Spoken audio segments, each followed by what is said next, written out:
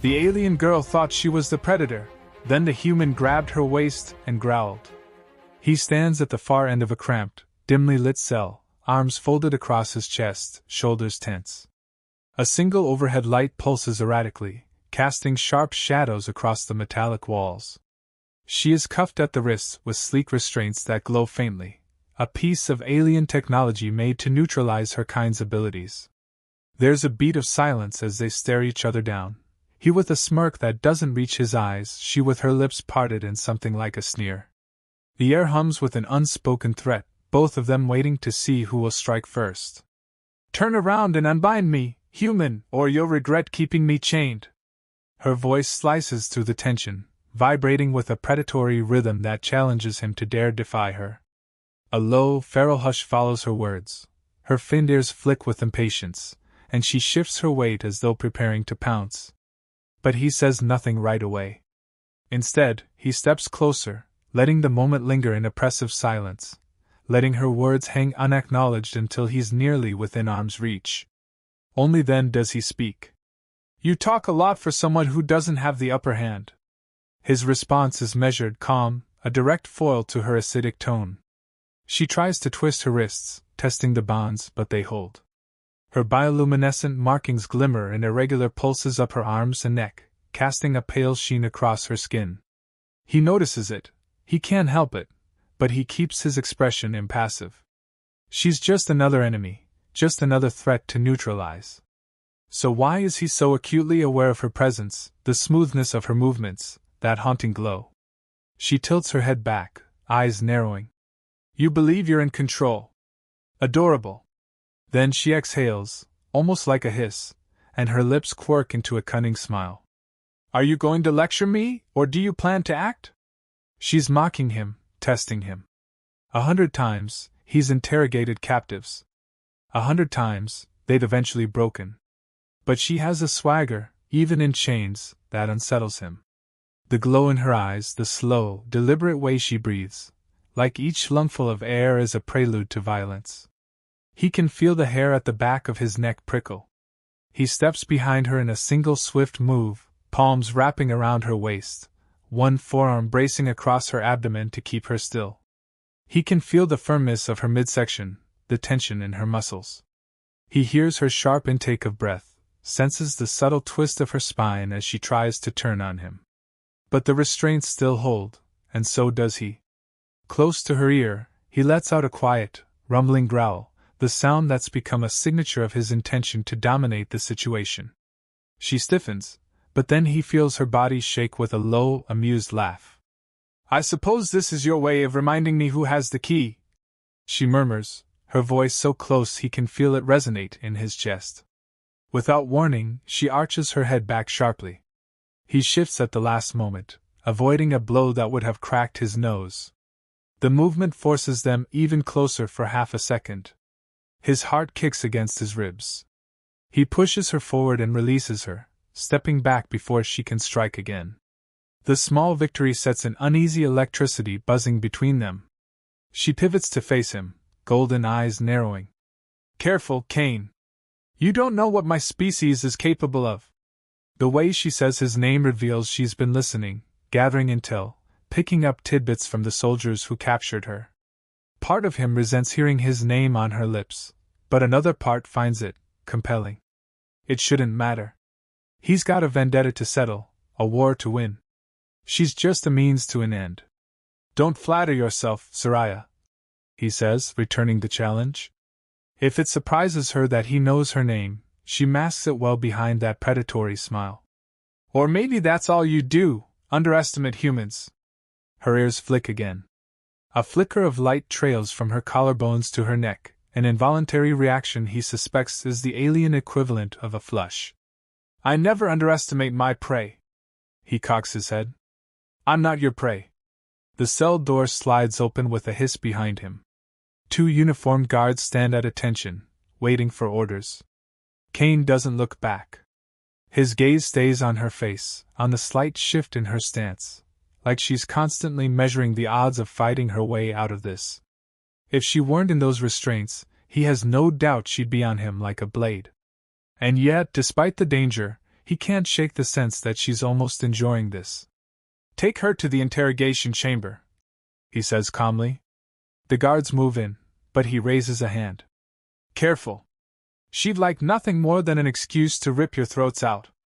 That taunt brings a snarl to Soraya's lips, the subtle ridges along her cheeks flaring in offended pride. The guards grab her arms, forcing her forward.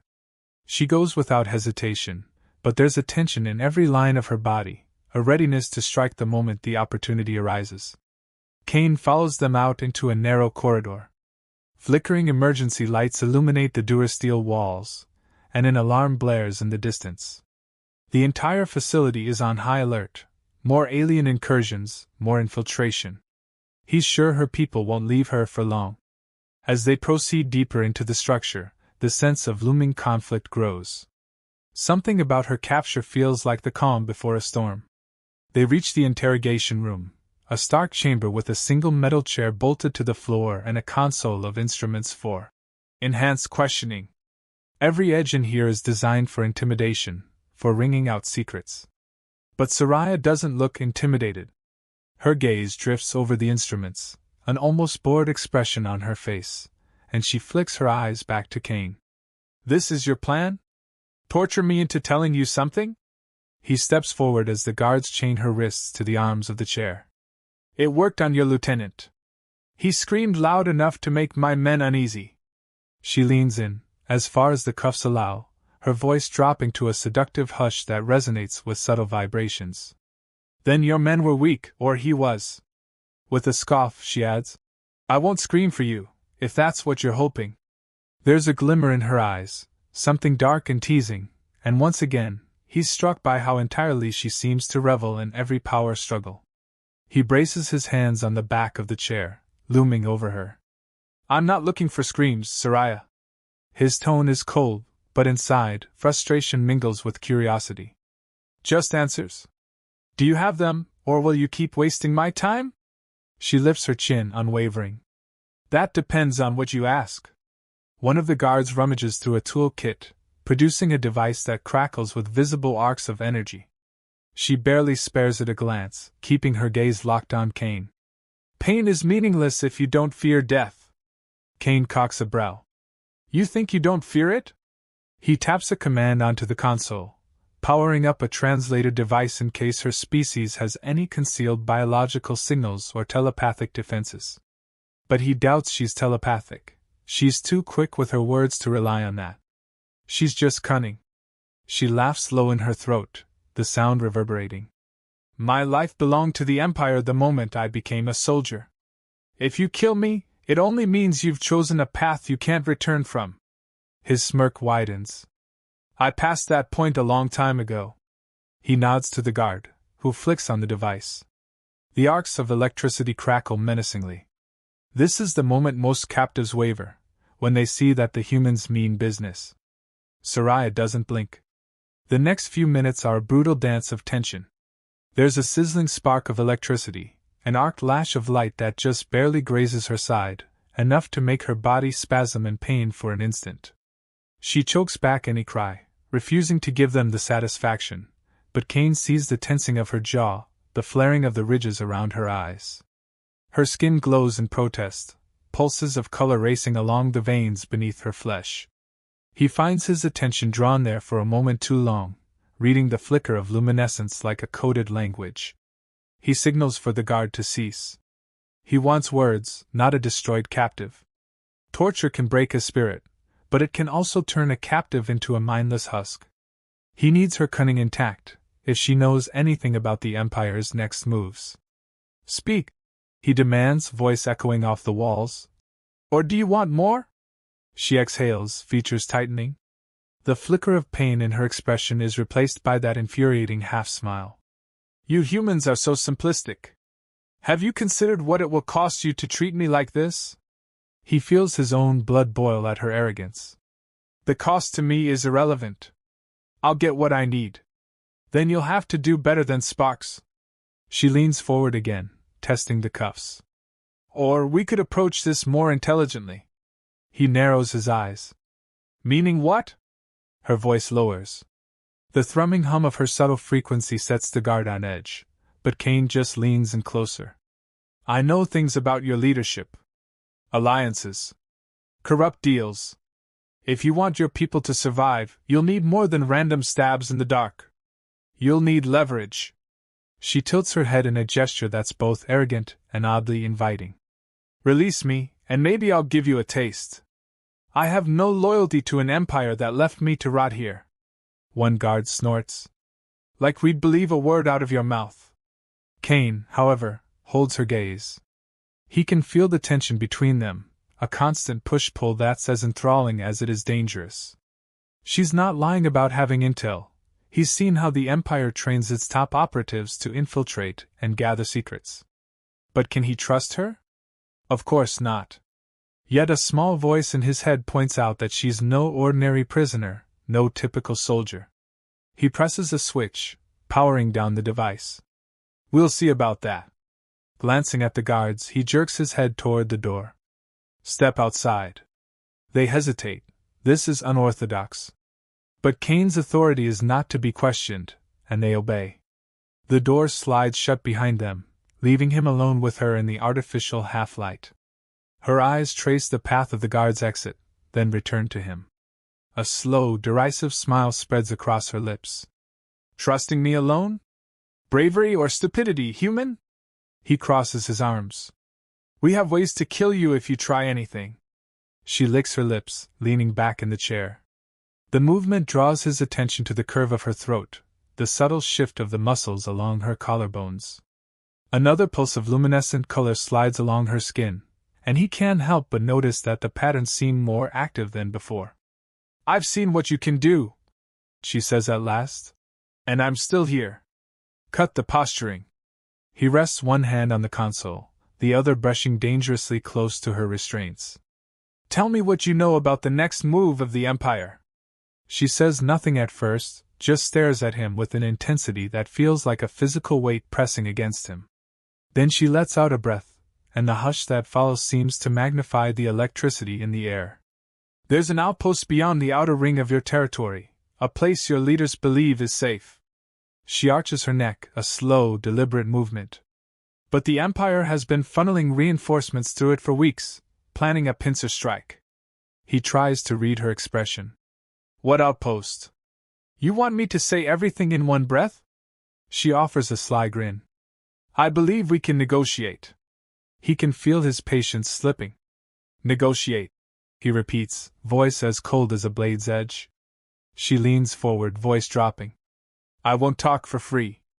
I want out of these restraints, and I want safe passage off this station. If you can't provide that, our conversation is over.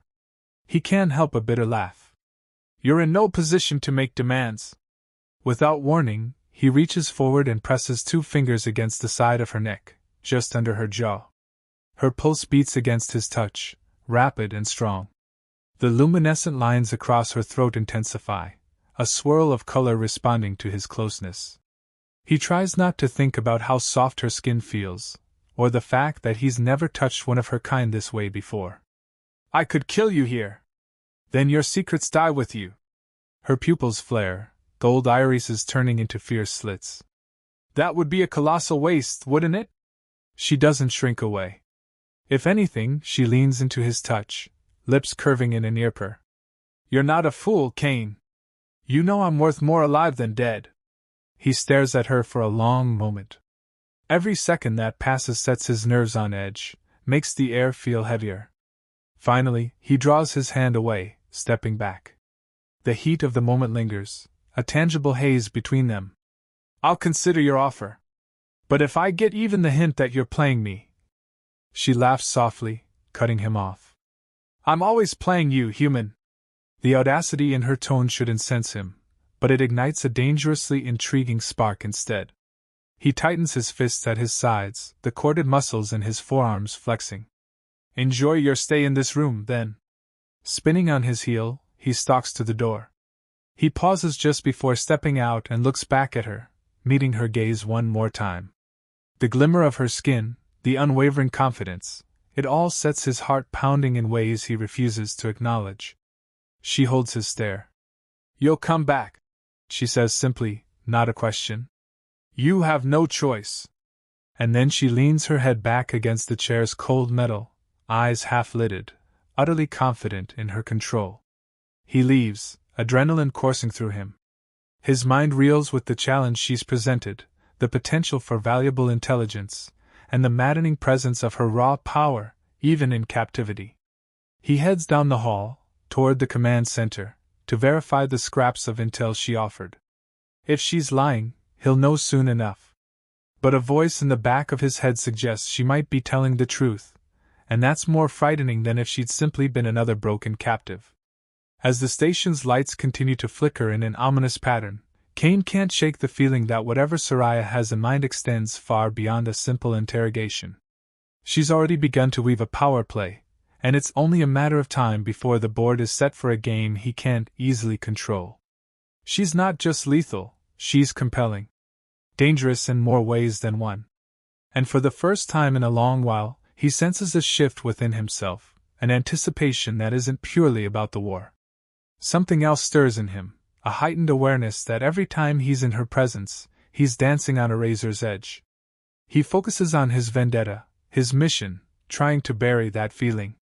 Yet it remains, pulsing beneath the surface, just as her luminescent skin pulses with an alien rhythm he's only begun to understand. He steps into the command center, ignoring the cautious salutes from subordinates. News of infiltration attempts streams across holographic displays. The Empire is on the move, and it's only a matter of time before they strike. Could Soraya's information help them intercept?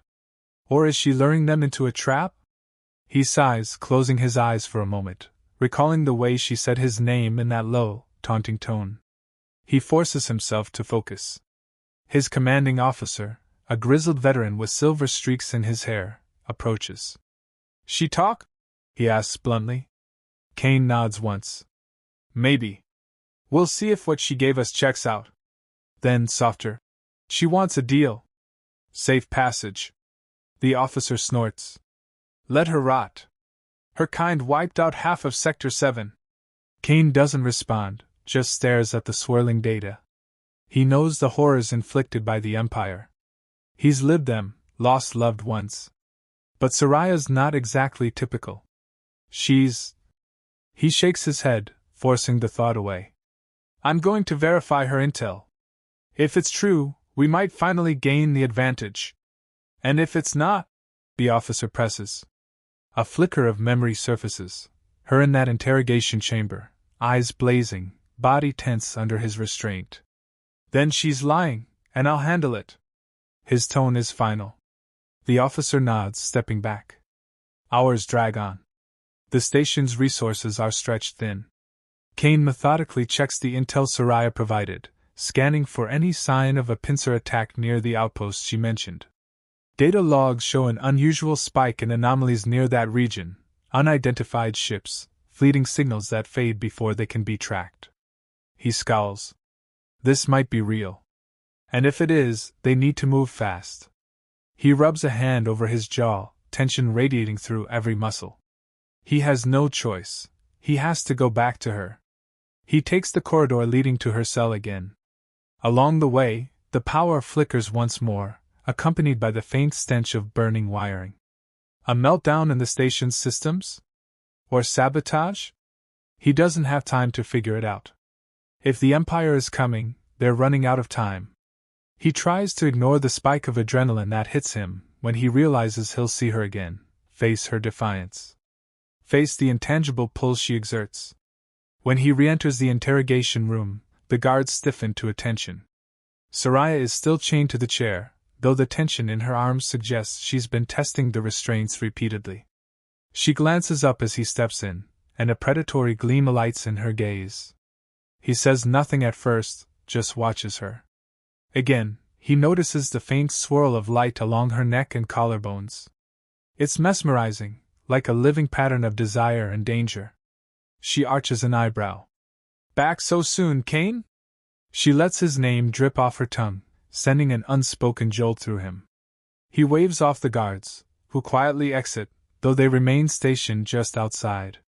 He steps closer to her, noticing how her breathing quickens, though her face remains impassive.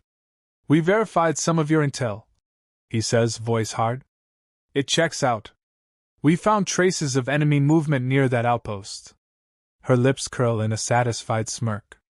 Then you know I'm valuable. He forces a cold laugh. Valuable enough to interrogate further. What do you want? More specifics? She tugs lightly at her restraints for emphasis. I'm not feeling very cooperative in chains. He bristles. She's toying with him again. But part of him knows she's right. There's a limit to how far standard interrogation will go with a soldier like her. I won't release you unconditionally, he states. Then we have no deal. He rakes a hand through his short hair, frustration evident. You tell me everything about the Empire's plan, everything, and I'll guarantee your extraction from the station. We'll even transport you to neutral space if you want. But you give us all of it, no half-truths. She laughs softly. Transport me to neutral space, alone, and you believe I'll just vanish? The swirling lights in her eyes intensify. She lowers her voice, and the resonance of it makes his veins thrum. I think you want me right where you can see me. He ignores the undercurrent in her words. My war isn't personal with you. It's with your empire. She tilts her head, the ridges of her ears flexing. You're lying to yourself, Kane. Everything about you is personal. For a moment either speaks. The tension stretches taut between them, as tangible as the restraints around her wrists. She raises her shackled hands, testing the cuffs again. Get these off, and I'll talk. He has a choice here, keep her chained and risk getting half-baked intel, or loosen her bonds and risk a fight. In the war-torn corridors of his mind, he rationalizes that he could overpower her if she tries something. She's formidable, but so is he. Without a word, he steps behind her and taps the release code into the small digital interface on the clamp. The restraints click open, and her wrists slip free. She doesn't immediately lunge for him. Instead, she rubs the raw marks on her skin. He steps back quickly, adopting a defensive stance. Now talk. She stands up slowly from the chair, almost slinking, her posture exuding a cool confidence. The pincer strike is only phase 1. The Empire doesn't just want your territory, they want an example. They plan to cut through that outpost, wiping out everything in their path, and make your station next. She shrugs. But that's not the true objective. He watches her warily. Then what is? She takes a step toward him. He doesn't flinch, though every muscle is braced. Your leaders have a superweapon in the works, hidden deep in one of your fortress labs. The Empire wants it, intact if possible. They'll force your people to finish building it. Or they'll kill everyone trying. She's close enough that he can feel the heat radiating from her skin, can see the faint pattern of luminescence glowing across her collarbones.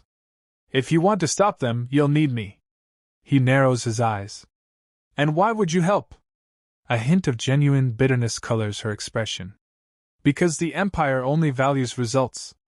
Soldiers are disposable. I completed my mission, and they left me behind anyway. They would have let me die here if it served their purpose.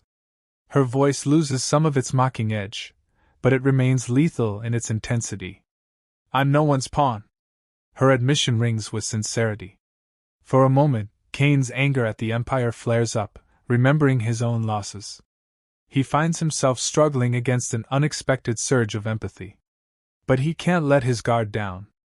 If you're with us now, you'll do exactly as I say. Try to betray me. He leaves the threat dangling. She smirks. I'd rather not end up in your restraints again. Then, with a suddenness that makes his pulse jump, she closes the distance between them further. But don't mistake cooperation for subservience. I'm still a predator. She's so close he can smell the faint metallic tang of her skin, see the subtle patterns dancing across her cheeks.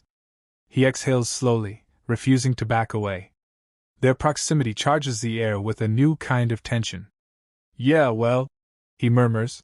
I'm not prey. He reaches out, gripping her waist, just to show her that he's not intimidated. He half expects her to strike, to twist free. Instead, her hand snaps up to his chest, her claws, or the faint extension of her nails, digging in just enough to warn him. The moment stretches out, brimming with something more primal than hatred. She holds his gaze, and for a second neither moves. Her breath comes faster, as does his. Then, almost mockingly, she slides her hand down from his chest. He releases her waist in response, stepping back as if scalded. A slow smile spreads across her features. You may regret letting me loose. He tries to steady the pounding of his heart, to maintain his composure. Then let's find out. He growls, turning toward the door. I'll arrange for your escort. We're leaving in an hour, once I rally my squad. I want every detail you have on the Empire's plan. He steps out, gestures for the guards to stand down. She follows behind him, unrestrained, glancing left and right as though memorizing every corridor and exit route. He can sense how the soldiers around them bristle at seeing an alien enemy walking free. A few grip their weapons tighter. But no one challenges Kane's authority. He leads Soraya through the station's labyrinth of passages toward a secure hangar bay. Each step is a fresh wave of tension. He's hyper-aware of her behind him, the faint hush of her footfalls, the charged presence she exudes. In the hangar, a sleek combat shuttle waits. Crew members hustle, loading supplies and checking instruments. Kane instructs them to prep for immediate launch. A few throw uneasy looks at Soraya, but she meets their stares head-on, unafraid. Kane sees the effect she has on them: intimidation, curiosity, even the faint stir of attraction on some faces. But none would dare speak it aloud.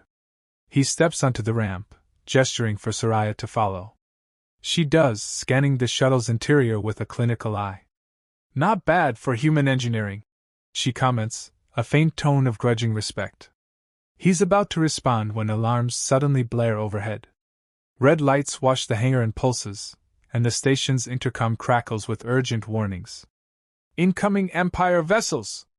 All hands prepare for contact. Kane's stomach clenches. They're here, earlier than expected.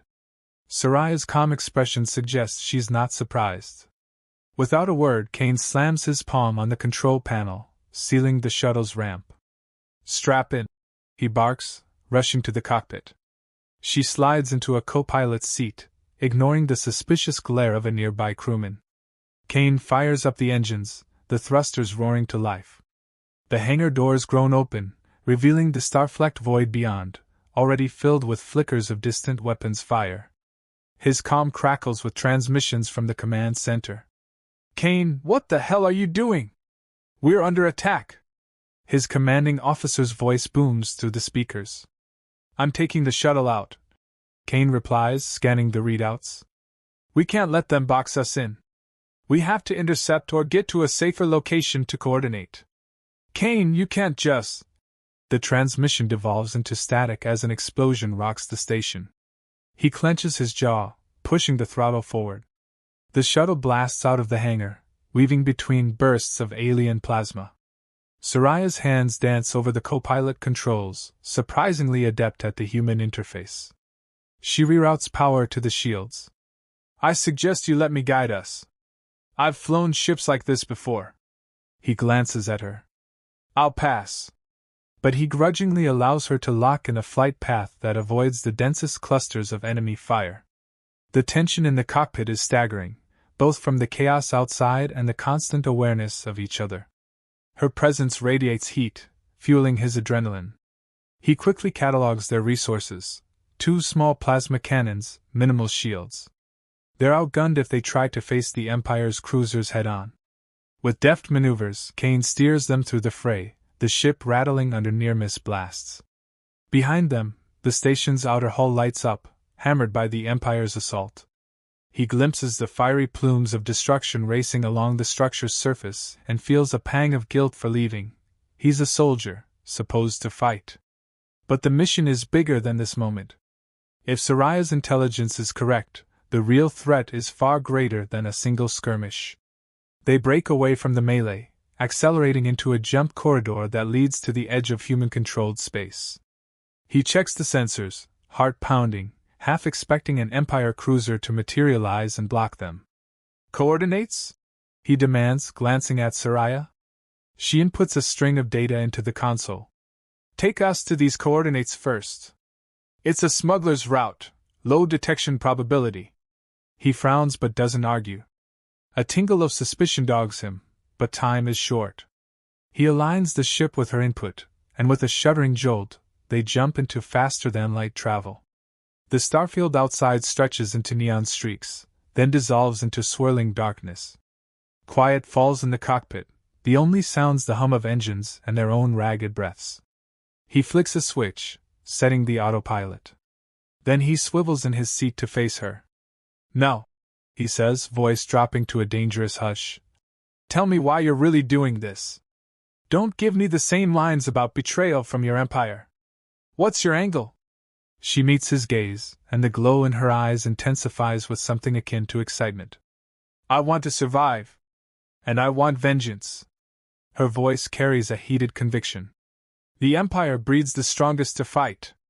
If we lose 1,000 soldiers but gain a single victory, they consider it worth the cost.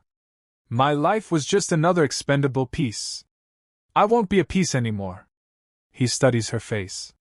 For all her arrogance, there's genuine anger there. Vengeance, he understands. He's driven by it himself. But trust is a scarce commodity. "Fine," he says flatly. "But if I sense any betrayal, I'll finish you before your people can even claim you." She slowly stands from her seat, moving closer in the cramped cockpit. The overhead lights cast shifting shadows on her features, highlighting the subtle scales along her temple.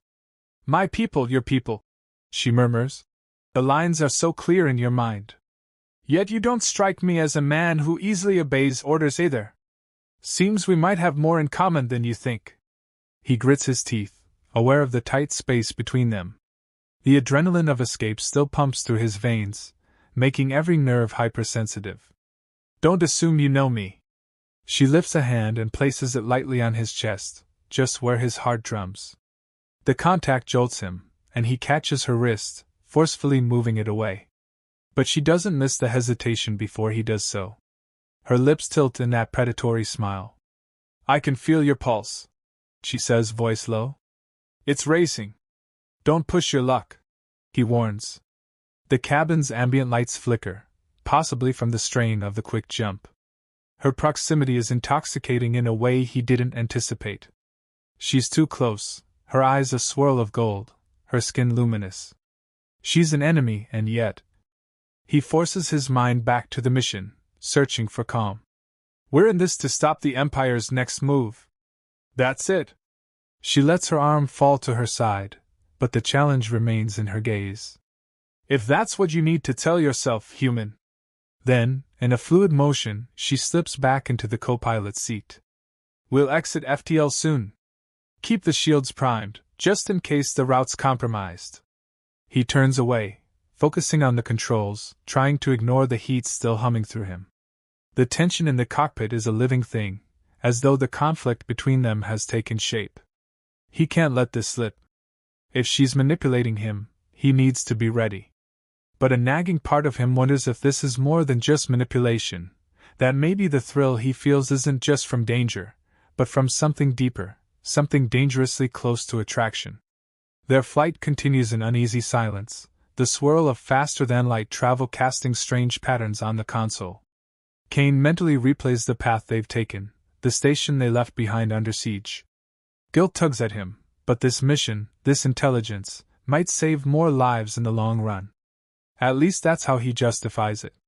Finally, the console beeps, signaling their approach to the drop point. The ship groans as it decelerates, stars snapping back into sharp focus. An empty stretch of space lies ahead, dotted with the faint silhouettes of debris fields. She was right, this route is quiet, off the typical charts. At the edge of the sensor range, Kane spots a small rogue asteroid belt drifting lazily. She points to a faint cluster of signals. "There, a covert docking station. It's run by smugglers with no love for the Empire. We'll be safe to regroup and strategize." He arches a brow. Safe is relative. But he angles the ship accordingly, guiding it toward the station's minimal docking lights. As they near, he sends out an automated request for docking clearance. An encrypted response flickers on the screen, guiding him to a bay that's little more than a hollowed-out asteroid with a hodgepodge of patchwork metal structures. They set down gently, the docking clamps securing the shuttle. A moment of quiet passes. Kane stands checking his sidearm. Soraya stretches her limbs, rolling her shoulders, and he hears the faint pop of joints. It reminds him that she's been bound, tortured, and on the run within a single cycle, and yet she still holds herself like a panther ready to pounce. "You expecting trouble in there?" she asks, eyeing his weapon. "Always," he replies. She watches him for a moment, then walks past him to the ramp. Her steps are deliberate, almost daring him to watch. He does, cursing himself under his breath. She's an alien soldier, damn it. An adversary, or at best, a temporary ally. The memory of grabbing her waist, the heat of her body under his hands, intrudes on his thoughts. Gritting his teeth, he shoves the distraction away and follows her out of the shuttle.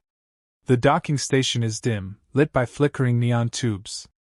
A stale odor permeates the air, a mix of burnt fuel and stale water. The faint hum of a life support system thrums in the background. Shadows shift across stacked crates and rusted hull segments. A few rough-looking figures linger, presumably smugglers or mercenaries. They watch the newcomers with cold interest. Kane scans for threats while Soraya steps forward confidently. A grizzled man, face half covered by a breather mask, approaches, sizing them up. "You got business here?" he rasps. Kane keeps his stance guarded. "Need a place to plan. Maybe buy some supplies." The man's gaze flicks to Soraya. He sucks in a breath. "You brought one of those. You've got some nerve, soldier." She ignores the insult, letting Kane do the talking.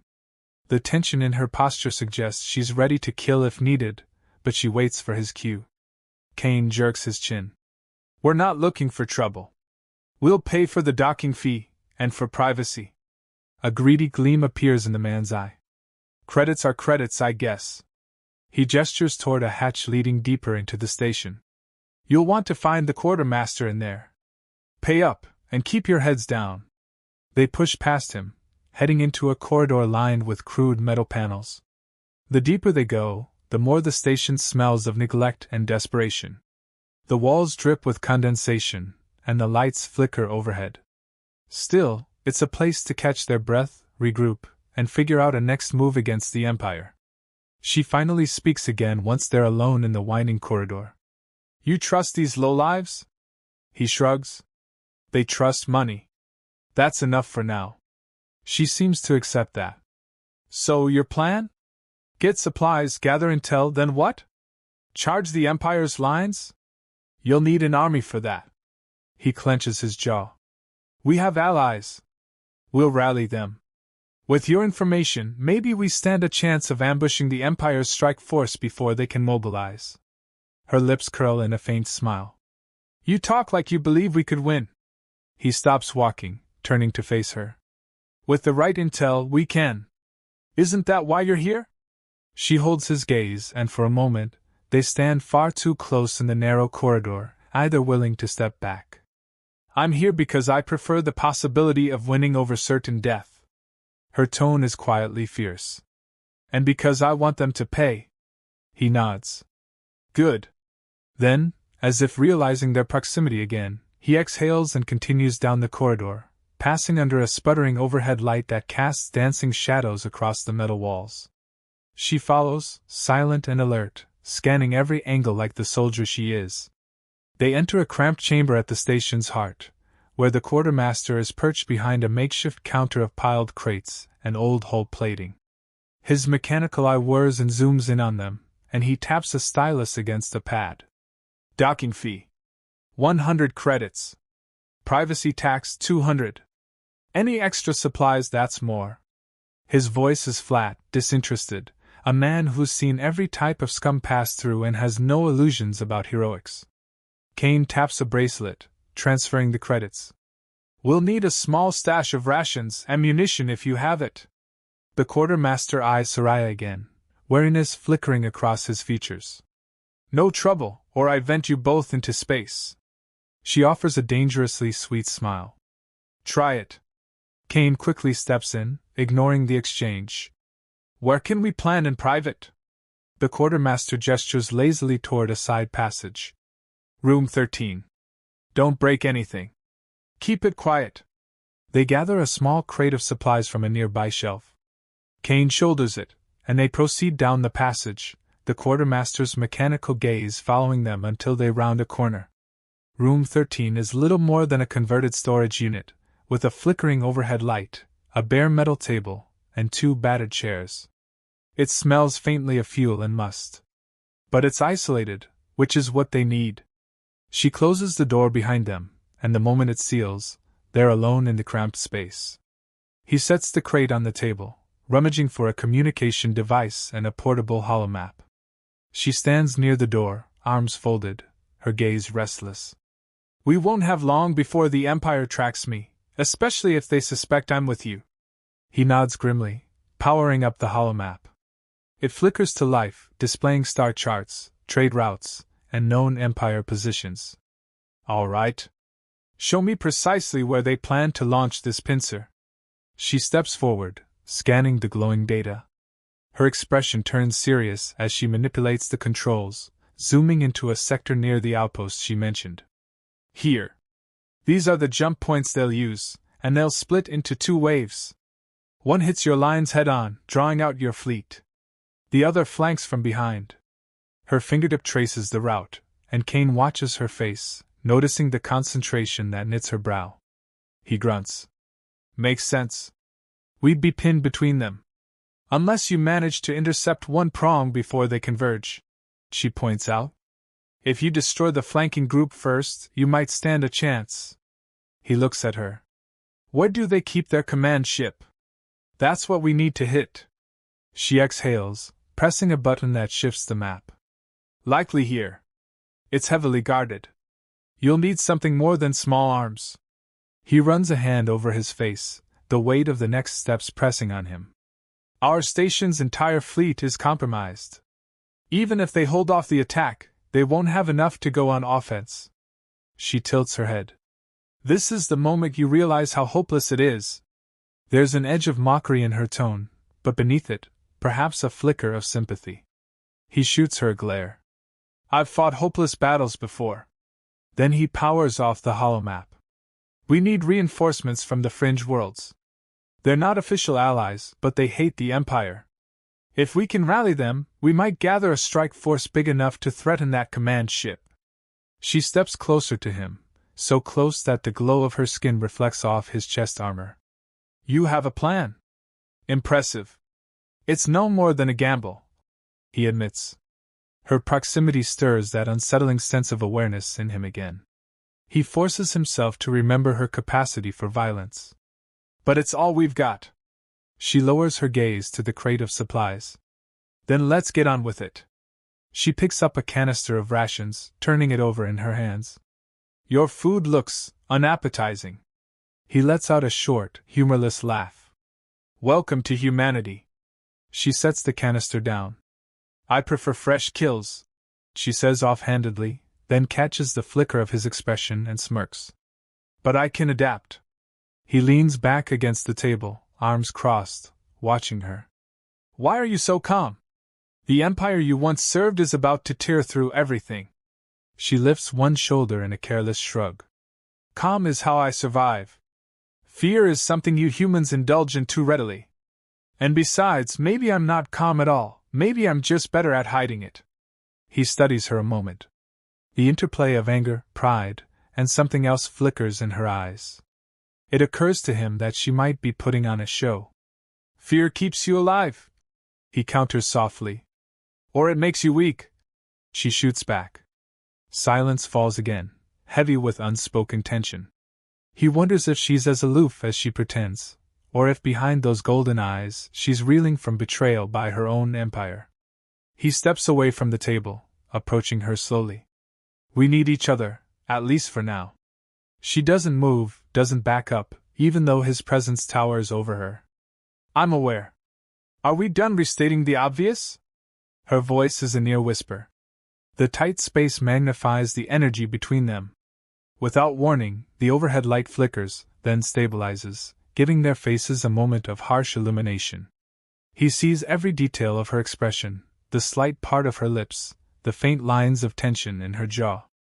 His gaze drifts lower, to the faint luminescent patterns near her collarbones. His mind flashes back to the sensation of grabbing her waist, the warmth of her body. An unwelcome spark ignites in his stomach, an urge he can't fully ignore. She arches a brow. "You're staring." He forces himself to scoff. "I'm making sure you're not hiding a weapon. You have a reputation for adaptability, right?" Her lips twist into a slow, taunting smile. "Then you should search more thoroughly." He steps back before the proximity turns into something else. Clearing his throat, he busies himself with the crate of supplies. "We'll rest here for a few hours. Let the crew repair any damage to the shuttle. Then we move out to find those fringe allies." She folds her arms, leaning against the doorframe. Fringe allies, a battered shuttle, and a handful of supplies. Doesn't sound like much of a rebellion. He doesn't rise to the bait. "It's all we need. I've done more with less." Despite himself, he casts a glance over his shoulder. She watches him with an intensity that makes it hard to breathe. He tries to remind himself of the vow he made, to avenge his home, to see the Empire fall. He can't get tangled up in the primal tension she exudes. Still, the memory of her low laugh, her defiant words, remains fresh in his mind. He gestures to the battered chairs. "Take one. Rest if you can. We leave before dawn." The station's artificial day-night cycle is almost meaningless, but the expression holds. She doesn't move from her spot. Instead, she lifts a hand, running her fingers over the faint scuff marks left by the restraints on her wrist. "Your devices did sting a bit," she says, in a tone that's oddly reflective. Then she lifts her gaze to meet his, golden eyes unreadable. "But I suppose you had no choice."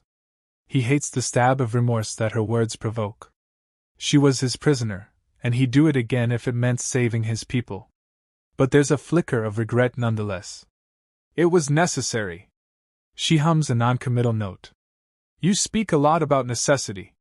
What about what you desire, Kane?" Her question hangs in the air, an uncomfortably personal probe. He has no answer that won't betray him. So he stays silent. Her lips curl in satisfaction, and she turns to peer out the tiny window, beyond which the asteroid station's exterior glimmers faintly. He takes the chair, rummaging for a minimal cushion, ignoring her question. The flickering light overhead intensifies his headache. Maybe a short rest will help. As he settles in, he senses her presence behind him. The tension is palpable, a living entity in the cramped room. Part of him wonders if she'll try to kill him in his sleep.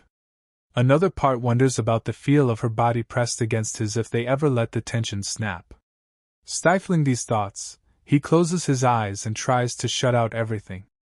The war, her presence, the station's drone of life support systems. Tomorrow, or whenever they depart, he'll have to face bigger battles. For now, he can only be ready. Yet sleep is elusive, and every time he shifts, he imagines her moving closer. He resists the urge to glance over his shoulder, to see if she's watching him with those unblinking eyes. He finally drifts into a restless doze, images of half-remembered battles swirling behind his closed lids. At some point, he rouses to find her perched on the other chair, arms wrapped around herself, eyes closed. Her breathing is slow, the glow of her skin dulled as if in stasis. The image of her in that moment, quiet, at peace, contrasts so sharply with the lethal predator he's come to know that it stirs a strange ache in him. He looks away, reminding himself that this is temporary. She's a danger and a tool. When the war is done, or when she's outlived her usefulness, they'll part ways. His heart shouldn't twist at that thought. Sighing, he settles back down, letting the hum of the station lull him into another shallow sleep, heart thudding with confusion he refuses to name. He wakes to a screeching alarm from the corridor, and jolts upright, hand instantly on his sidearm. Soraya is already on her feet, luminous eyes alert, stance poised to strike. The alarm pulses a red glow through the cramped quarters, and a synthesized voice blares overhead. "Hull breach in Sector 4. Possible infiltration." Kane swears under his breath. It's them, he mutters, grabbing his gear. They must have tracked us, or they're canvassing these stations for me or for you. Soraya shakes out her limbs, the color shifting along her skin in agitated pulses. We need to move. Now. They burst into the corridor, which is awash with flickering emergency lights.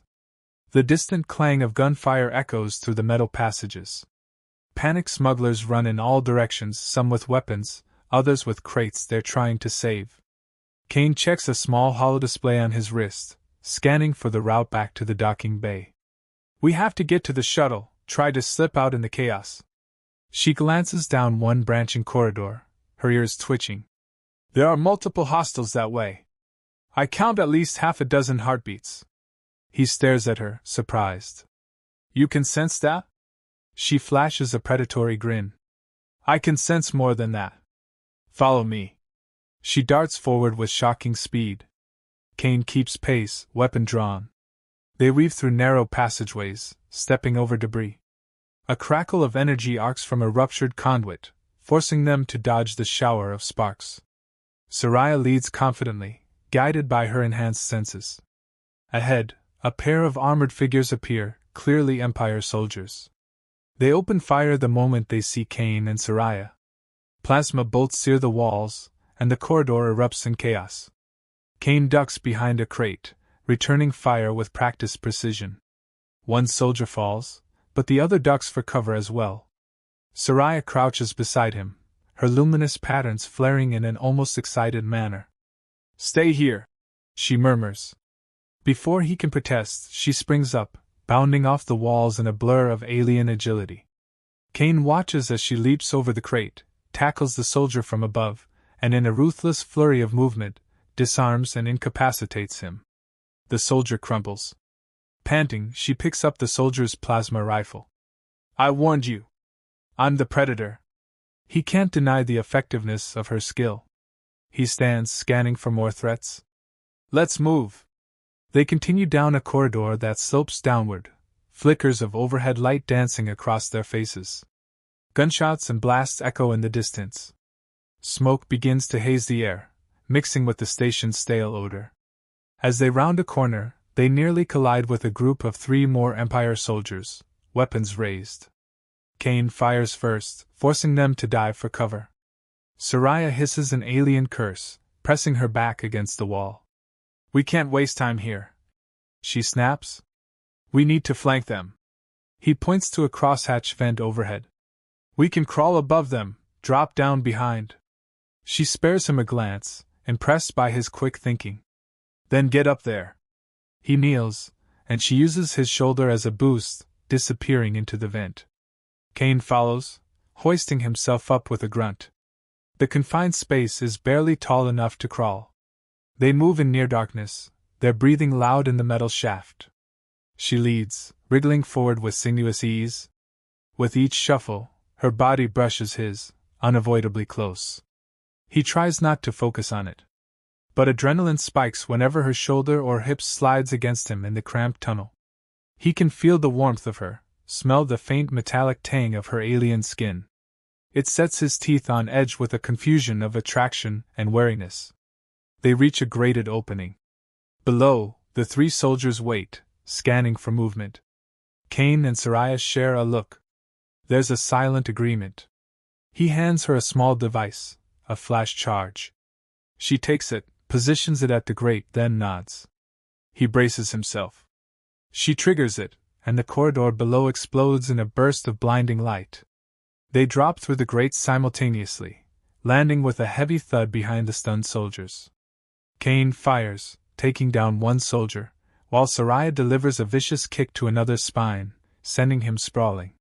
She swings the butt of her stolen rifle into the 3rd soldier's helmet, knocking him out. Silence falls, broken only by the hum of the station's failing systems. Soraya hefts the rifle. We should go. He nods, breath ragged.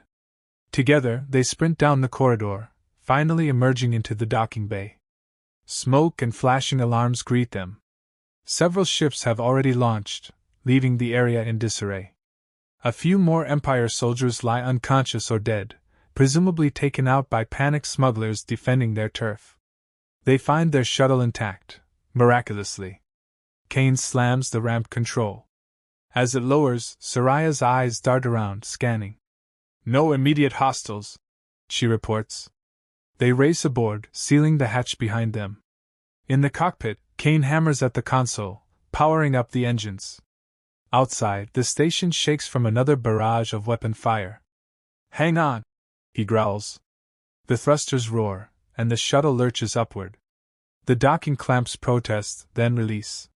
They blast out of the asteroid bay into open space. The sensor display shows multiple Empire vessels spread out like a net. They're blockading the exit route, he curses. Her brow furrows. They must really want me back or want you dead. He pulls the throttle, weaving the shuttle through the cluster of ships. Plasma bolts streak by. Alarms shriek in the cockpit. We won't outrun them in normal space, he mutters. We need a jump. But the drive is still cooling from the last one. How long? She demands, checking the readouts. 4 minutes? He clenches his jaw, sweat beading at his temple. We won't last 4 minutes out here if they keep hitting us. Another blast rocks the shuttle, knocking them against their harnesses. The hull groans in protest. Kane's eyes flick to the weapon systems. They have minimal offensive capability, enough to keep smaller fighters at bay, but not enough for a blockade. Soraya bites her lip, scanning the local star map. There's a debris field near the southern pole of this planetoid. We could hide there, evade them until the drive's ready. He grimaces, but it's the only option. Fine. He banks hard, accelerating toward the swirling mass of rocky fragments. The Empire's ships pursue, but Kane dives into the chaos, twisting between tumbling asteroids and scattered space junk. The hull scrapes against a chunk of debris, sending a jolt through them. The cockpit lights flicker ominously. But they're partially hidden now, the swirling rocks providing cover. Soraya checks the drive timer. 3 minutes, 40 seconds. He levels the thrusters, trying to maintain a stable orbit within the debris field. We just need to survive that long. Another wave of enemy fire rips past them, blowing an asteroid into shards of molten rock. The shockwave rocks their shuttle. Kane fights to keep control. They're scanning for us, but the debris might scramble their sensors. She nods, eyes flicking across the sensor display. If they catch sight of us, we're done. As if on cue, one of the Empire fighters swoops in, scanning beams flickering across the asteroids. Kane kills the shuttle's external lights, hugging the shadow of a large rock. His breath hitches as the fighter passes overhead. Come on, move on, he mutters. The fighter lingers, then angles away, apparently failing to spot them. He risks a glance at the timer. 2 minutes left. Time crawls at a torturous pace. Adrenaline keeps them both on edge, hearts pounding. Occasionally, they exchange tight, meaningful looks, acknowledging that each second they remain undetected is a victory. The tension thrums in the confined cockpit, a reflection of the danger outside, and something else, an undercurrent that has been growing since they first clashed. A near miss from a wayward asteroid jolts them again. Kane curses, adjusting the thrusters. This place is a death trap. Better than certain capture, she says, though her tone is tense. Another ping from the sensors indicates a second fighter approach. She swallows. They're not leaving. We might have to run as soon as the drive's hot. He checks the timer again. 40 seconds. They brace themselves as the fighter passes close, scanning beams slicing across the drifting debris. The faint whine of the shuttle's environmental systems drones in Kane's ears. He wonders if the pounding of his heart is just as loud. Suddenly, the sensor beep changes pitch. The scanning beams intensify, locking onto their position. They've found us! Soraya snaps. Kane unleashes a burst of the shuttle's plasma cannons, buying them a split second as the fighter swerves. Drive's not ready! He snarls, wrestling the controls. Soraya grips the console. 20 seconds. Keep moving! She sets the cannon to auto-target, spraying suppressive fire. The fighter returns fire, blast slamming into a nearby asteroid, sending molten fragments crashing into the shuttle's shields. A shower of sparks erupts from the overhead panel. Kane flinches. "Shields at 20%. 15 seconds," she calls, glancing at the countdown. They race deeper into the debris field, the fighter in hot pursuit. Plasma bursts batter their shields again. 10 seconds. Another chunk of rock collides with the fighter's wing, crippling it momentarily. Kane seizes the opportunity, diving behind a massive fragment, losing the fighter's line of sight. 5 seconds. The console flashes green. "FTL drive online," Kane shouts, relief flooding him. He grabs the throttle. "Coordinates, now!" Soraya inputs a jump coordinate, the same route from before, further out toward the fringe. "Go!" He slams the lever. The fighter reappears, firing off a volley of plasma at them. The shots sizzle off their battered shields, but a final bolt rakes the hull as they jump, sending them spiraling into faster-than-light. For an instant, everything in the cockpit dims. Kane's vision blurs from the G-force of the forced jump. When it stabilizes, they're surrounded by the elongated starfield typical of FTL travel. Silence, save for the hum of the engines and their ragged breathing. Their shuttle has taken serious damage, but they're alive, free from immediate pursuit. Soraya leans back in her seat, closing her eyes. Her skin's glow flickers with exhaustion. He exhales, heart pounding, scanning the systems. Hull integrity, compromised in a few places, but holding. "We lost about half our shield power." She opens her eyes, meeting his gaze. "We survived. So far." He offers a tight nod. "We'll drop out near the fringe in a few hours. That's enough time to patch up what we can." He stands, ignoring his shaky legs, and heads to the back of the cockpit to grab a repair kit. She watches him, silent for a moment, then follows. In the small rear compartment, they inspect the damage readouts on a portable panel. The hull breaches are minor but scattered. "We'll need to seal them from inside," he mutters, pulling out a container of sealant foam. She takes another container, nods. They work side by side in cramped corridors, each sealing microfractures along the interior hull. He can't help noticing her efficient motions, the way she's still brimming with a fierce energy despite everything. They pass each other in a narrow junction, body brushing body, and a shock of awareness ripples through him. She hesitates for the briefest moment, and their eyes lock. Her breath is warm against his cheek. He can feel his pulse hammer. The memory of their earlier closeness resurfaces, her waist under his grip, her quicksilver movements. She tilts her head slightly, lips parting as if to say something.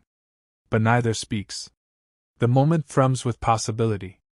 Then she slips past him, continuing to seal another fracture. He takes a steadying breath and finishes his task. Once all the breaches are patched, they reconvene in the main cabin. "This should hold until we reach the fringe," he says, stepping around a sparking console. She dusts her hands off, leaning against a wall. "You're resourceful, I'll give you that." He notices a gash on her forearm, likely from the debris or the earlier firefight. Without thinking, he takes a bandage from the kit and steps closer, holding out a hand for her arm. She hesitates, eyes narrowing in suspicion. But she relents, extending her arm. He gently cleans the cut and applies the bandage. Her skin feels feverishly warm beneath his fingertips, and the shifting glow in her veins draws his gaze. She watches him intently, as though searching his face for weakness. When he's done, he steps back.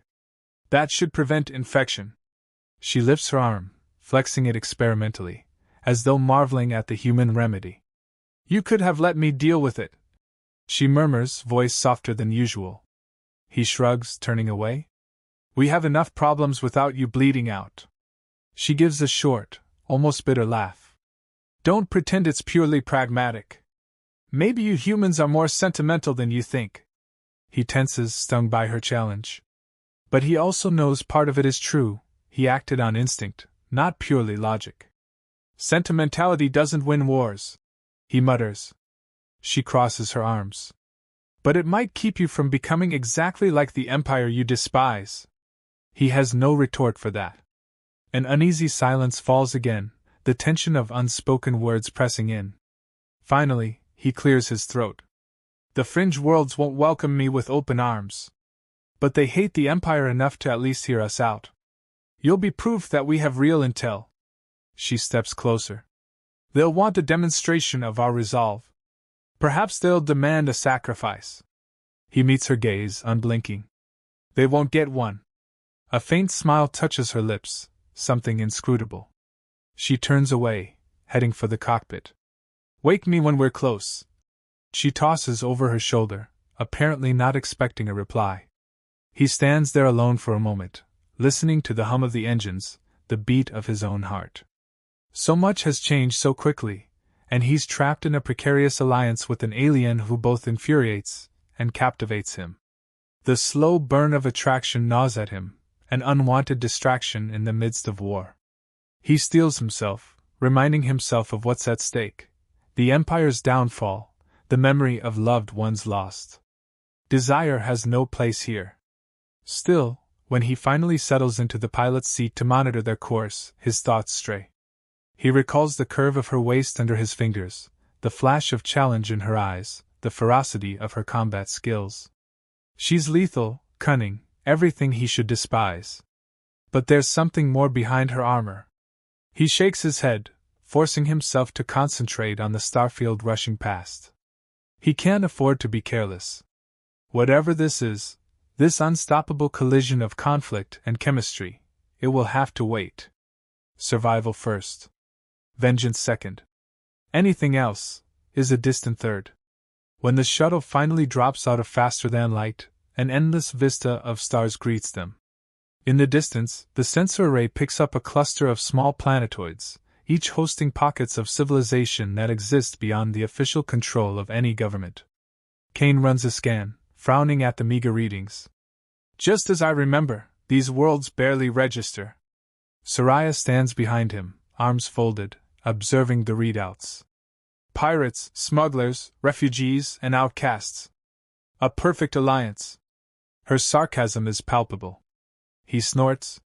They're the only ones who have the stomach to fight the Empire without waiting for some formal treaty. Or they're too desperate to care. She steps closer to the console, inputting additional scans. Where do we start? He ponders a moment, recalling old contact points. One of the planetoids, Treelin, used to be a black market hub. I know a man there, Garian. If he's still alive, he can help us gather forces. She arches a brow. And you trust this Garian? It's not about trust, he says bluntly. He hates the Empire, and he's good at uniting scoundrels under a single cause. We offer him a chance at a real victory, he'll at least listen. Better than nothing. She leans over his shoulder, peering at the star map. Her closeness sets him on edge, but he focuses on the coordinates, plotting a course toward Treelin. The shuttle's engines thrum, pushing them through the void. Minutes later, they descend into Treelin's atmosphere, a dusty, amber haze that clings to the horizon. The settlement below is a sprawl of ramshackle buildings surrounded by a perimeter fence that crackles with electric deterrents. Kane lands on a crude landing pad made of corrugated metal plates. Dust swirls around them as the engines power down. She touches her side, checking her rifle. Ready? He nods. We go in together. Keep your mouth shut unless you have to speak. These folks don't like aliens much more than they like government soldiers. She gives him a sharp-toothed grin. You're worried I'll spook them? Or that I'll kill them? Both, he admits. They exit the shuttle and approach a tall, chain-link gate. Armed guards in patchwork armor glare at them. One guard, a heavy-set man with a metal prosthetic arm, steps forward. This is private property. You're not welcome unless Garian says otherwise. Kane raises his hands, a gesture of non-aggression. Tell Garian that Kane's here. He'll see me. The guard snorts. Like hell he will. Who's your friend? He nods at Soraya, who stands behind Kane with that lethal calm. She's with me, Kane replies, forcing his voice to remain level. We have intel. That could hurt the Empire. Garian wants to hear it. The guard eyes Soraya's alien features warily, then grumbles something under his breath. Wait here. He disappears behind the gate, presumably to contact someone. The other guards keep their weapons trained, but after a few tense minutes, the gate rumbles open. Move. One guard gestures. They step through, entering a cluttered courtyard strewn with spare parts, cargo containers, and the wreckage of old vehicles. The settlement stinks of engine oil and rust. People scurry around, keeping their distance from the newcomers. At the far end of the yard, a tall figure stands on a makeshift balcony, arms crossed. Kane recognizes him at once, Garion, older than before, with more scars and a metallic brace around his left leg. He descends the balcony steps with slow deliberation, flanked by armed cronies. Kane, he says in a gravelly voice that's more world-weary than Kane remembers. I thought you were dead. Kane shrugs. Not yet. Garion's gaze shifts to Soraya. He lifts a brow in silent question. You're bringing them to my doorstep now? Bold move. Kane takes a breath. She's ex-Empire. Defected. We need your help to rally forces.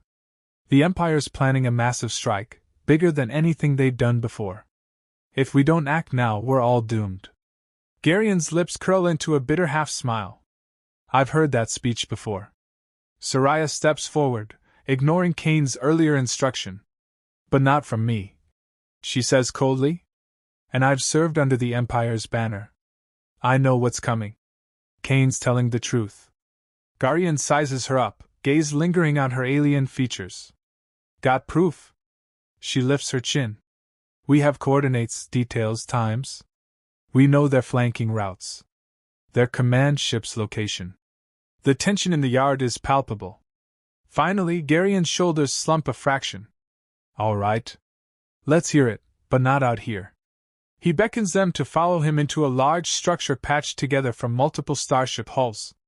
Inside, it's slightly cooler, the walls lined with old hollow charts and stolen Empire insignias. Trophies from raids, no doubt.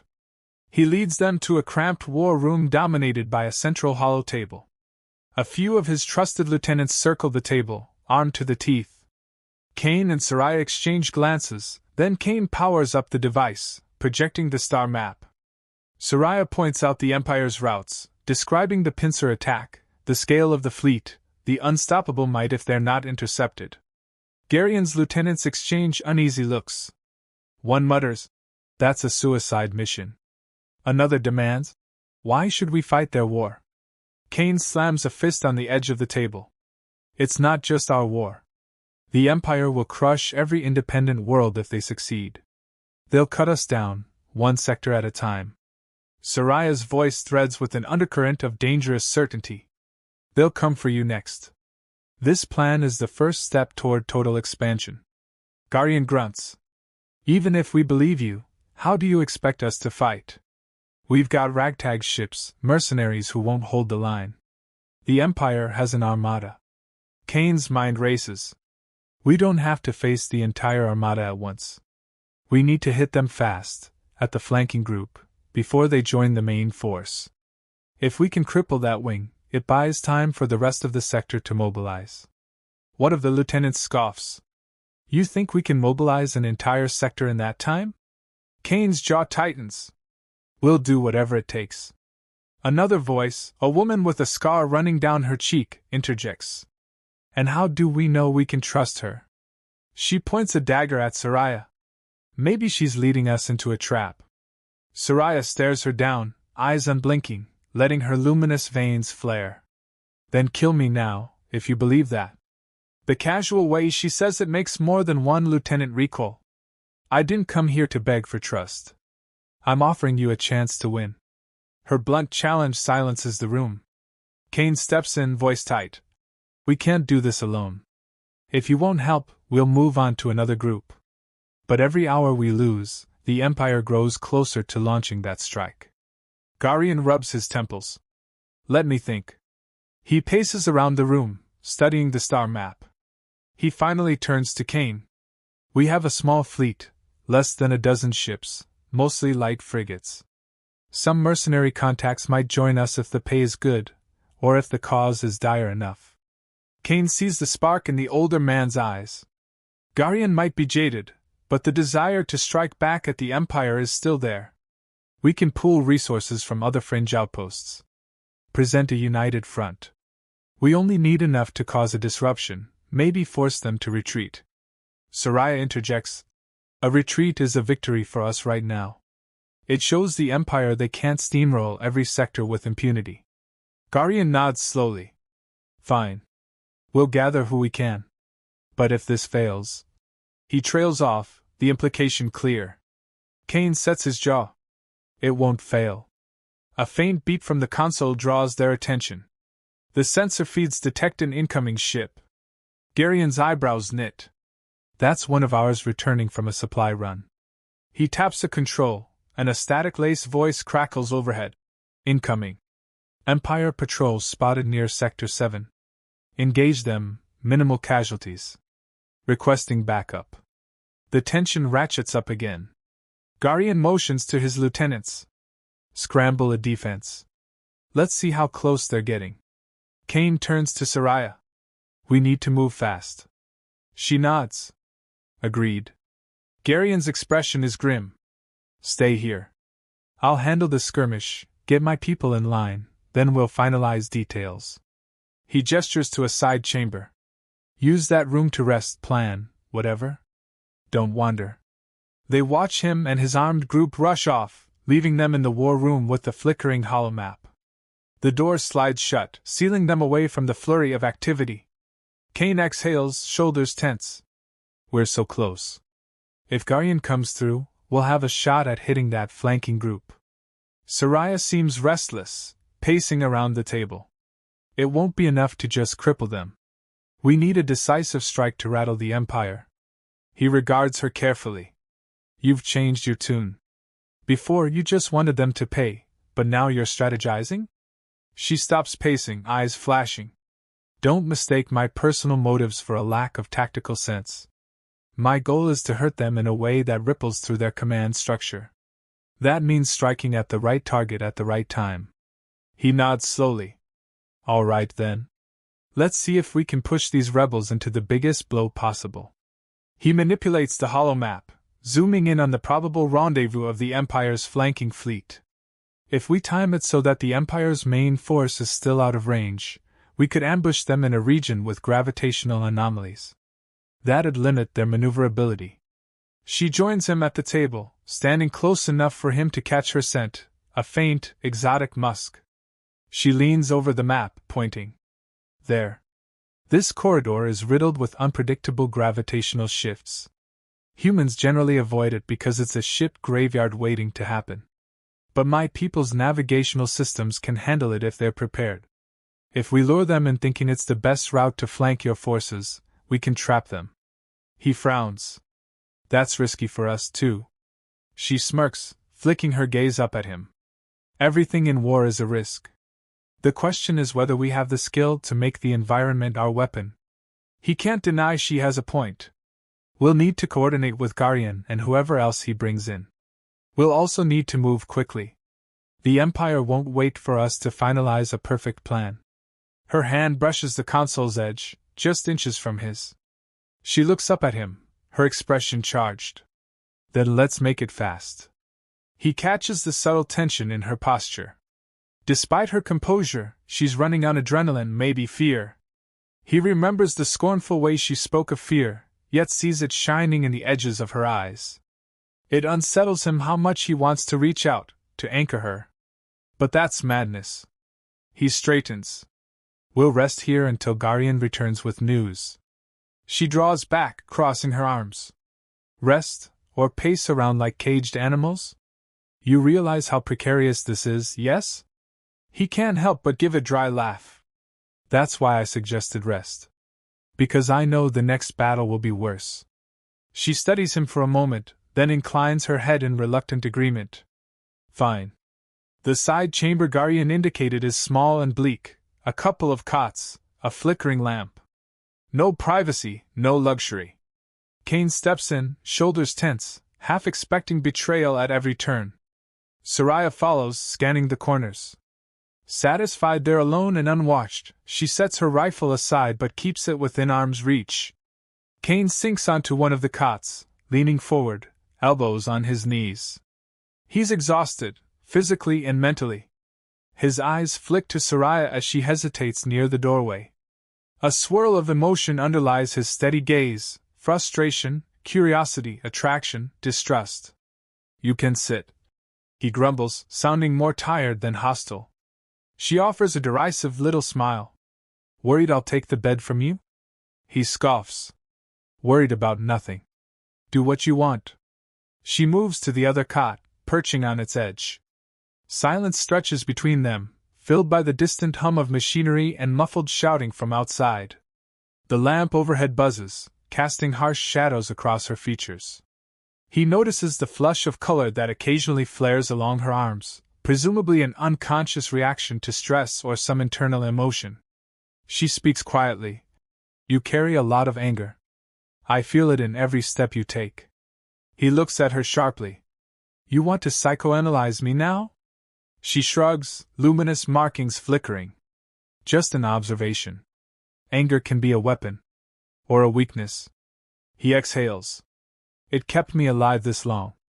Her question digs at old wounds, but some part of him yearns to respond. He clutches the edge of the cot until his knuckles go white. "The Empire took everything from me. Family. Friends. My home. So yeah, I'm angry." She nods, her gaze distant. "They took things from me too, in their own way." There's a hollowness to her tone. For a moment, she looks almost vulnerable. Then she flashes a bitter smile. "But I guess it's your turn to psychoanalyze me, right?" He regards her for a long moment. "I'm not sure what to make of you. One minute you're threatening, mocking. The next you're... I don't know." He trails off, uncertain how to categorize the swirl of impressions she leaves. She arches a brow. "Vulnerable? Don't fool yourself. I'm not." He almost smiles, but it's a grim expression. "I doubt that. Everyone has vulnerabilities. Maybe yours just aren't obvious." She scoffs, standing abruptly. "Enough talk. I'm going to see if Garyan has returned." She snatches up her rifle and moves to the door. He stands as well, intercepting her in 2 long strides, placing a hand on the door's control panel. "Don't roam without me," he warns. "These people are jumpy. They see an alien wandering their halls, they might shoot first." She narrows her eyes. "I'm not incapable of defending myself." He doesn't move, standing so close she can't help but feel the heat of him. The moment crackles with unspoken tension. Finally, she steps back, letting him lead. They exit the small chamber, returning to the war room. It's empty, the hollow table still flickering with the star map. The walls echo with distant gunfire and shouts. They venture into the corridors, eventually finding a vantage point near the settlement's perimeter. A crude watchtower of corrugated metal offers a view of the dusty plains. They climb a makeshift ladder to the top, where a lone sentry stands. He eyes them warily, but says nothing. Kane and Soraya peer out over the fence. In the distance, they see flashes of muzzle fire and hear the rumble of vehicles. The local fighters must be engaging an Empire patrol. Soraya frowns, scanning the horizon. They're close. Too close. Kane nods. "We need to make sure Garyan comes out on top. Otherwise, our plan dies here." He glances at her. "Ready for another fight?" She smirks. "Always." They descend, searching for a vehicle. Kane spots an armored rover near the edge of the yard, half covered by a tarp. Without hesitation, he yanks the tarp aside, revealing the battered hull. He checks the fuel cell, still half full. Soraya climbs into the passenger seat, scanning the controls. "Can you drive this thing?" He slides into the driver's seat, hitting the ignition. The engine sputters, then roars to life. "We'll find out." He slams it into gear, and they crash through the gate, speeding off into the dusty expanse. Guards shout curses as they tear past, but no one tries to stop them. The rover bounces over rocky ground, kicking up clouds of amber dust. They follow the distant sounds of conflict, guided by the glow of muzzle flashes. Soraya braces a rifle on the open window, scanning ahead. Kane grips the wheel, adrenaline thrumming in his veins. The anger, the exhaustion, the confusion, everything condenses into a single purpose: move forward, survive, fight. They crest a ridge and see a ragtag battle unfolding below. Garion's people, armed with salvaged weapons, exchange fire with a squad of Empire soldiers. Smoke billows from a wrecked hover transport. Bodies litter the sandy ground. Kane doesn't slow. "Hold on," he shouts. He drives straight into the fray, the rover's reinforced grills smashing through a hastily erected barrier. Soraya fires from the passenger side, cutting down an Empire soldier who tries to lob a grenade. The rover screeches to a halt in a cloud of dust. Kane leaps out, sidearm ready. An Empire trooper whips around, raising a plasma rifle. Kane fires first, catching the trooper in the chest. He ducks behind the rover as more shots ring out. Soraya dives for cover behind a burnt-out hoverbike, scanning for the biggest threat. She spots a soldier aiming a heavy cannon at Garion's position. With lethal precision, she lines up a shot and squeezes the trigger. The soldier goes down. Garion, crouched behind a rusted sheet of metal, looks up, noticing who just saved his life. Kane waves him over, and Garion signals his men. They charge the remaining Empire troops, overwhelming them with sheer numbers and desperation. Plasma bolts tear through the dusty air. The shouts of the wounded ring out. In mere minutes it's over. The Empire squad is either dead or captured. Panting, Kane looks around. Bodies of Garion's fighters lie still among the wreckage. Others nurse injuries, shell-shocked expressions etched into their faces. Garion trudges over, face grimy with dirt and sweat. "Looks like your intel was right. They were scoping us out for a bigger push." Kane nods. "We can expect more soon." Garion looks to Soraya, who stands with rifle in hand, luminous markings flashing in the aftermath of battle. "Your friend's got a good shot." He concedes grudgingly. Soraya gives a curt nod, scanning the battlefield. "We should move. The main force could be coming." Garion exhales heavily. "Fine. We'll gather everyone who can still fight, prepare the ships. But we'll need time to fix the damage to our craft." He gestures toward the settlement, now hazy in the distance. "Give me an hour to rally the people." Kane's jaw tightens. "Hurry. We can't wait for another assault to pin us down." Garion heads off, shouting orders to his men. Kane and Soraya stand amidst the carnage, the wind whipping dust around their ankles. She wipes sweat from her brow, smearing grime across her forehead. He notices her fatigued stance, the small tremor in her limbs. It's been a relentless string of battles, and even her alien endurance has limits. He tips his head toward the rover. "We should get back, rest for a moment before the real fight starts." She nods, allowing him to help her climb into the driver's seat this time. He circles around and slides into the passenger side. The engine sputters again as they head back. Silence hangs between them, thick with the weight of combat. Though the dust and smoke swirl outside, inside the rover, it feels like a bubble of charged quiet. He glances at her profile. Sweat darkens the edges of her golden hair, and dirt streaks her cheeks. Yet the glow in her eyes remains unbroken, a testament to her relentless drive. She catches him looking and arches a brow. "You can stare all you want after we survive." He snorts softly. "Just making sure you're not about to collapse." She allows a wry smile. "Worried about me, Kane?" He doesn't answer directly. "You took out that heavy cannon. Could have saved a lot of lives." She looks ahead at the dusty path. "I didn't do it for them." He shrugs, half smiling. "No, but you did it. That's enough." They rumble back into the settlement, parking the rover near the war room building. Already, the place teems with activity.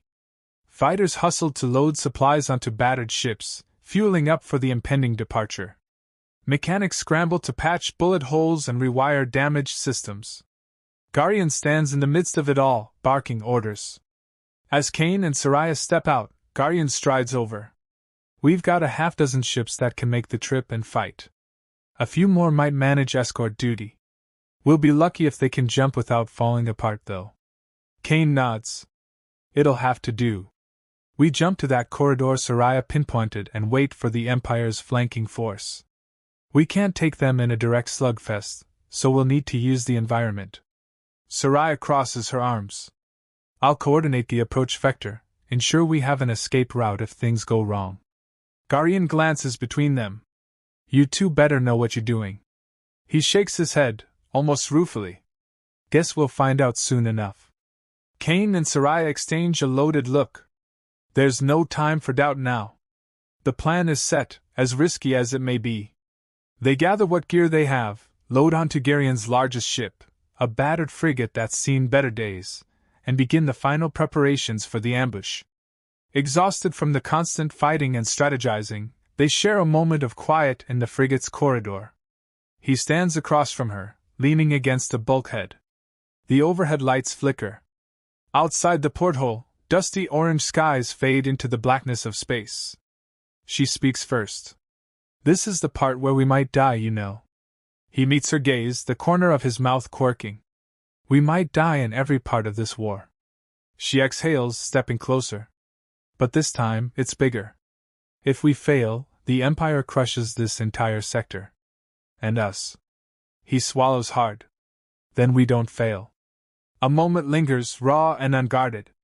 Her eyes flicker with that shifting light he's come to recognize as the sign of heightened emotion. Without warning, she reaches out, fingers grazing his cheek. It's a surprisingly gentle gesture from someone so fierce. He doesn't pull away. There, in the dim corridor, the unspoken tension between them spikes. Her hand lingers, then curls into a fist, withdrawing. We should get to the bridge. She murmurs. He nods, breath unsteady. Yes, we should. They break away from each other as a klaxon blares, signaling launch. Gathering their composure, they move toward the bridge, where Garion and his skeleton crew wrestle with final checks. The engines rumble, the hull rattles, and the frigate lifts off. Through the main viewport, the ragged settlement shrinks below, soon replaced by the star-dappled void. Other ships follow in a loose formation. Garion stands at the helm, hooking a comm device to his ear. All ships maintain tight formation. We jump on my mark. Kane and Soraya exchange a glance of resolve. This is it. The final push to intercept the Empire's flanking force. She activates the NAV controls, feeding in the coordinates for the gravitational anomaly corridor. A hush falls over the bridge as the jump drive charges. Outside, the rebel flotilla glimmers in a ragged circle, engines flaring. Garion's voice crackles through the comm. 3, 2, 1, jump. The starfield stretches into radiant lines, then dissolves into the swirling darkness of faster-than-light travel. Kane grips a rail, tension coiling in his stomach. In the hush that follows, he can almost hear Soraya's heartbeat, or maybe it's his own. This is the calm before the storm, and beneath that calm, their mutual awareness seethes, half desire, half defiance. After a tense interval, the fleet emerges from FTL, dropping into the designated corridor. Immediately, the instruments register gravitational distortions. Asteroids drift in unpredictable orbits, and pockets of twisted space shimmer ominously. Garion curses softly. It's worse than I remember. Soraya manipulates the console. We'll hold position here. Their flanking group should pass this way en route to our territory. She stares at the readouts, golden eyes flickering with concentration. Kane stands beside her, scanning the sensor range. The other ships cluster around them, engines thrumming. Let's hope they come soon. Our odds drop if they link with the main Empire force. They wait in tense silence. Minutes feel like hours. The cosmic debris outside drifts with a disconcerting slowness, occasionally colliding in silent explosions of rock. Kane can't shake the claustrophobic sense that they're trapped in a cosmic minefield. If the Empire doesn't show, or if they come with overwhelming numbers, this is all for nothing. Then the sensors ping, multiple contacts emerging from FTL at the corridor's edge. Garion's crew leaps into action. Reading half a dozen capital ships, smaller escorts too. Kane's pulse quickens. That's them. Ready weapons. Soraya's lips tighten. They'll send scouts first. Let them come in, so they can retreat easily if it goes poorly. Garion nods. All ships, hold fire until they're in the kill zone. Tension grips every person on the bridge. The Empire's flanking group edges deeper into the corridor, their scanners likely hindered by the gravitational anomalies. Kane watches the sensor feed cruisers, destroyers, enough firepower to flatten a colony. A hush blankets the rebels as they brace themselves. Finally, Garion barks, "Now!" and the corridor erupts into chaos. The rebel ships break formation, each aiming for a crucial target. Plasma and laser fire crisscross the void, illuminating the asteroids. Explosions light up the darkness as the Empire's ships realize they've walked into a trap. Kane grips the calm. Focus on their lead cruiser. Bring it down fast. Soraya helps relay targeting data, her knowledge of Empire's ship layouts guiding the rebels' most devastating shots. The corridor becomes a lethal waltz of dodges and strikes.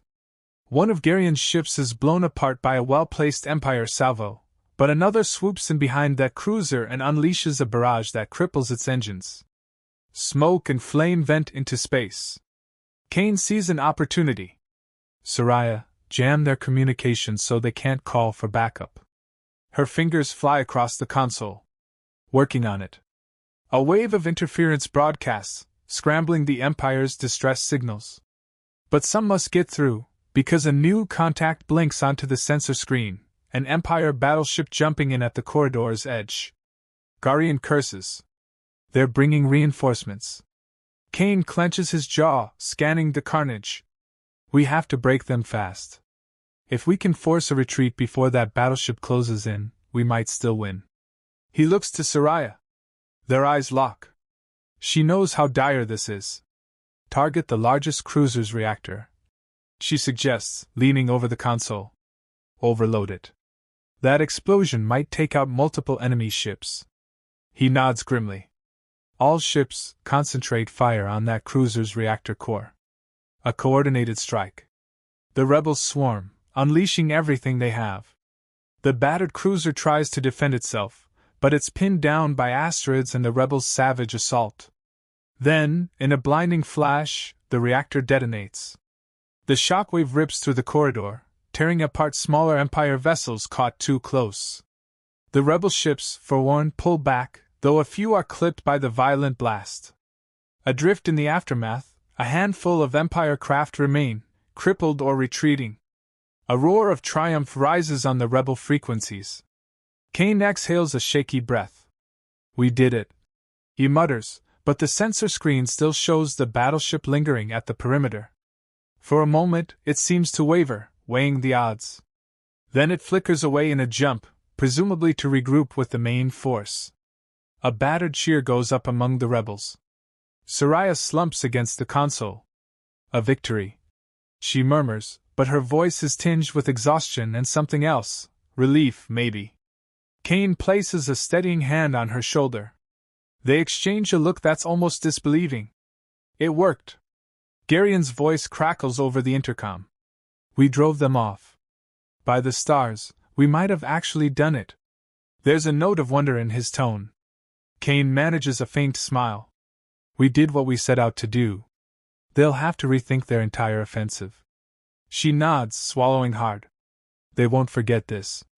But for now, we stopped them. As the rebel fleet regroups, counting their losses and tending to the wounded, a weight lifts from Kane's chest. He can almost feel the shift in the cosmic tide, like they've proved the Empire isn't invincible. He turns to Soraya, about to voice his thanks, but words fail him.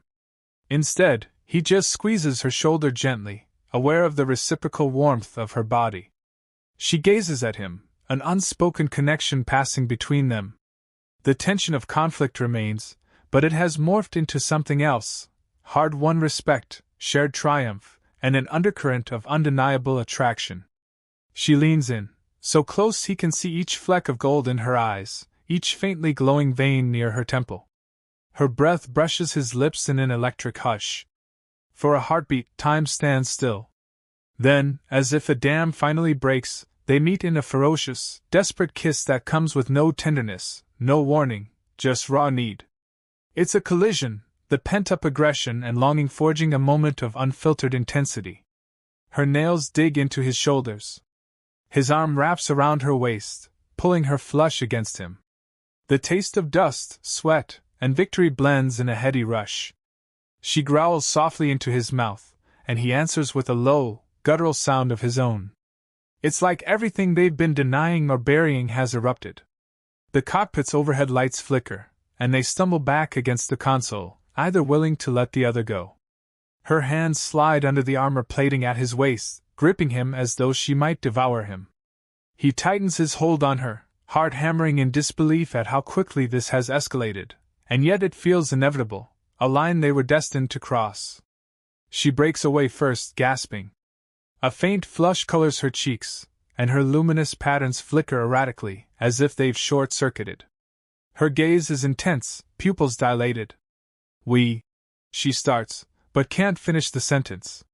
He presses his forehead to hers, trying to steady his breathing. It's all right, he murmurs, voice still rough. Her eyes search his. Is it? She still looks half feral, caught between adrenaline and an unexpected surge of emotion. We're supposed to be enemies. He gives a ragged laugh. Then call it a truce. He cups the back of her neck, feeling the texture of her alien skin. I don't know what happens next, but you're not my enemy. She lets out a shaky breath, resting a hand on his chest, right over his racing heart. And you're not mine. For a moment she just stands there, absorbing the aftershocks of their embrace. He can see the vulnerability in her eyes, no matter how fiercely she tries to mask it. A beep from the console drags them back to reality. Garion's voice crackles through. Kane, Soraya, report to the main hangar bay. We're regrouping. The moment is shattered, replaced by the demands of leadership and survival. They separate, faces flushed. Kane clears his throat, pressing a switch on the comm. On our way. He manages, voice uneven. He glances at Soraya, who straightens her armor plates, trying to reassert her composed facade. Their eyes meet one last time, a silent promise that this isn't over. They leave the bridge, stepping into the corridor that hums with activity. Rebel crew members scramble by, ferrying medical supplies and cheering the small but significant victory. It's chaos, but it's the chaos of triumph, not defeat. Kane and Soraya maneuver through them, each one hyper-aware of the other's nearness, the lingering thrum of what just happened. In the hangar bay, survivors from the other ships gather. Some limp, others nurse wounds, but they wear grim smiles of accomplishment. Garion stands on a crate, addressing the ragtag assembly. We showed the Empire we can bite back. They won't come so easily next time. A ripple of cheers and applause follows. Kane and Soraya take up positions at the edge of the group, staying close without touching. Garion notices them, raising a hand for quiet. And we have these two to thank for this plan, the one who's fought them all his life, and the one who once wore their insignia. He nods solemnly in Soraya's direction. Maybe we can learn that the Empire's greatest weakness is the loyalty they can't keep. Another cheer breaks out, the crowd surging with renewed hope. Kane meets Soraya's gaze, feeling a swell of emotion he can't quite name. She offers a faint smile, acknowledging the recognition. The tension between them still crackles, but it's laced with an undercurrent of warmth now. For all their differences, they share this victory, and something far more personal. Garion wraps up his speech. Repair your ships, tend your wounds. We'll decide our next move soon. But for now we rest. Tonight, we showed the galaxy that rebellion still has teeth. The crowd disperses into smaller clusters, celebrating or mourning the lost. Kane and Soraya slip into a quieter corner of the hangar, out of the main hustle. He speaks first, voice low so only she can hear. I guess we did it. She nods, gaze flicking around at the battered rebels. We stopped the immediate threat. The main fleet is still out there, but we proved they can be hurt. Her tone is subdued, as if wrestling with the enormity of what's happened. He steps closer, searching her face. Is that enough for you? Your vengeance? She exhales, sliding her gaze to his. Vengeance isn't a single act. But this helps. It's a start. He hesitates, then lifts a hand to brush her cheek.